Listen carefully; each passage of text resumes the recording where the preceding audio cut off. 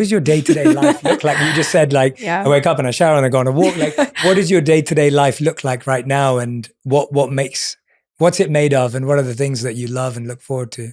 I recently started riding a bicycle, and yes, I started riding a bicycle before my driving ban, but now it's particularly fortuitous that I also ride a bicycle for that reason. But I love how that was mainstream news. Yeah. Oh my God. I was getting phone calls like, it's on the BBC, it's on international worldwide news. I was like, my shame is everywhere. This is, I mean, what I say, I don't know. I think in a funny way, what the sweetest result of it was getting so many messages from people being like, happened to me too. I feel you. This is awful. It sucks. Which was kind of nice in a way. But you want a lift? Yeah, totally. Do you need a lift? I was like, actually, yes. But I think, again, it's funny. Like I went from, when you work on movies, I don't know if people know this, but like, they literally will not insure you to drive yourself to work. I've asked so many times. So you have to be driven. You have to be driven. It's like not a choice. And especially because they need you there, down to the minute, basically, depending on what they have going on. And so I went from basically only driving myself on weekends or during holiday to then when I became a student, driving myself all the time. And yeah, I did not have the experience or skills, clearly, which I now will and do. But I think, again, this was one of these like awkward transitions I made from kind of living this like very, very structured life to living a life where I was like, okay, I guess I'm going to get myself to this place and I'm going to like do this thing that I've basically not done since I was 10 years old. So it's been a discovery and a journey that's been, I guess humbling, because on a movie set, I'm able to do all of these like extremely complex things, stunts, sing, dance, like do this thing, do that, whatever. And I'm like, yep, don't worry about it, guys. No worries, I've got you.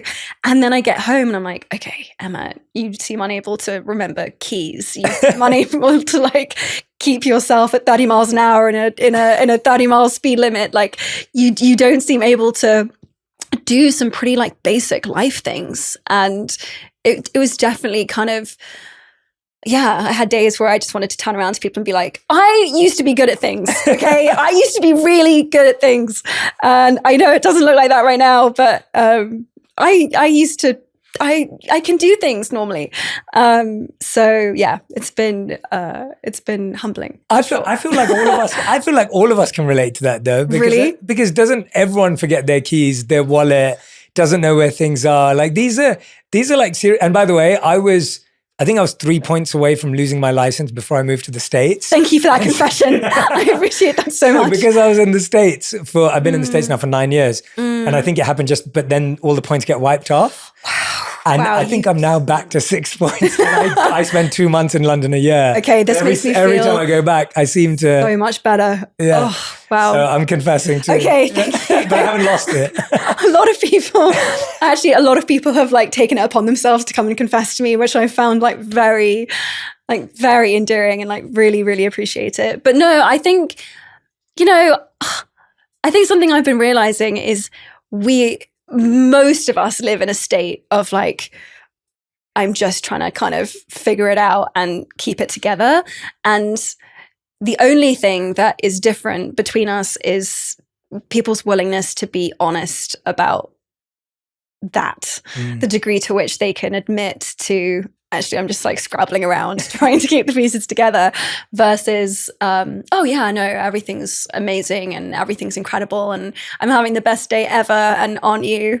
And, so I do love the people who are just willing to be like, yeah, it's not going so well today.